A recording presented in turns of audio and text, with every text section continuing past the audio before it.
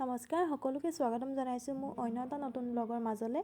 আজি আমি যিহেতু ধুনুৰ এণ্ট্ৰেঞ্চৰ কাৰণে আমি শংকৰদেৱ শিশু নিকেতন গহপুৰলৈ আমি গৈ আছোঁ আৰু আমাৰ যিহেতু ঘৰৰ পৰা ওলোৱা আমাৰ বহুত দেৰি হৈছে।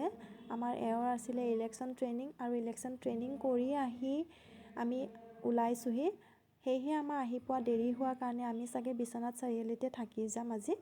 আৰু প্ৰথমতে আমি ইয়াত তেজপুৰ ইউনিভাৰ্চিটিত সোমালোঁ, যিহেতু আমাৰ ডাঙৰ ভতিজাটোও পঢ়ি আছে ইয়াত ইউনিভাৰ্চিটিতে। আৰু আমি এয়া বিশ্বনাথ চাৰিআলিলৈ আহি আছোঁ এতিয়া।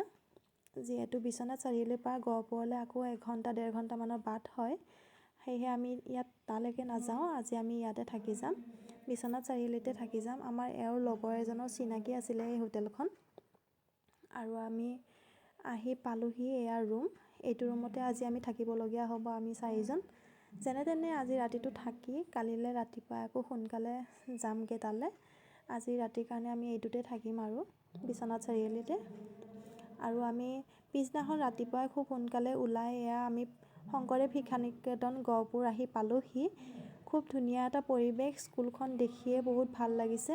আৰু প্ৰথমতে মই এইখন ফৰ্মখন সংগ্ৰহ কৰি ল'লোঁ। আমি আচলতে খুব সোনকালে ৰুমৰ পৰা ওলাই দিলোঁ। আমি ভাবিছিলোঁ বহুত দূৰ হ'ব নেকি, কিন্তু বহুত বেছি দূৰো নহয়। বিশ্বনাথ চাৰিআলিৰ পৰা মাত্ৰ 1 ঘণ্টাৰ বাট। আৰু আহি দেখিছোঁ বহুতখিনি মানুহ আহিছে, প্ৰায় 1000ৰ ওপৰত ছাত্ৰ ছাত্ৰীসকল আহিছে ইয়াত নামভৰ্তিৰ কাৰণে, এণ্ট্ৰেঞ্চ দিবৰ কাৰণে। কিন্তু আছে 300টা ছিট, 100 আৰ্টছৰ আৰু ছায়েন্সৰ 200 ছিট আছে। আৰু এইটো হৈছে শংকৰদেৱ শিক্ষা নিকেতন গহপুৰৰ ছুইমিং পুল, যিটোত তেওঁলোকে প্ৰশিক্ষণ দিয়ে।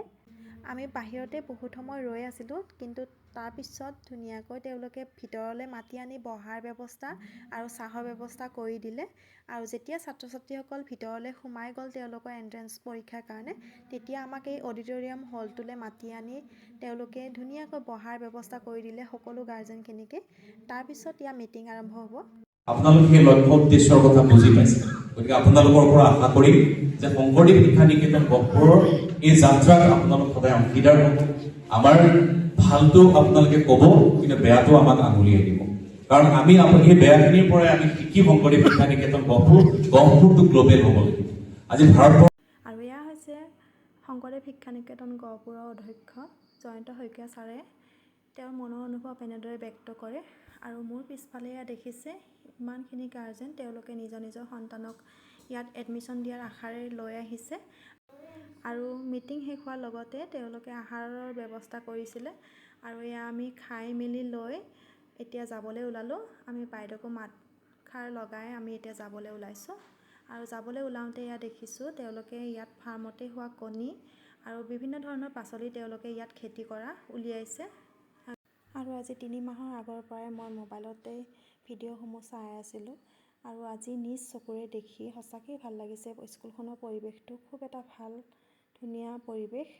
আৰু এতিয়া আমি ঘৰলৈ আহি পালোঁ। আৰু আমি এয়া আনিছিলোঁ ব্ৰাউন এগছ। আজিলৈ ইমানেই আছিলে, বাই।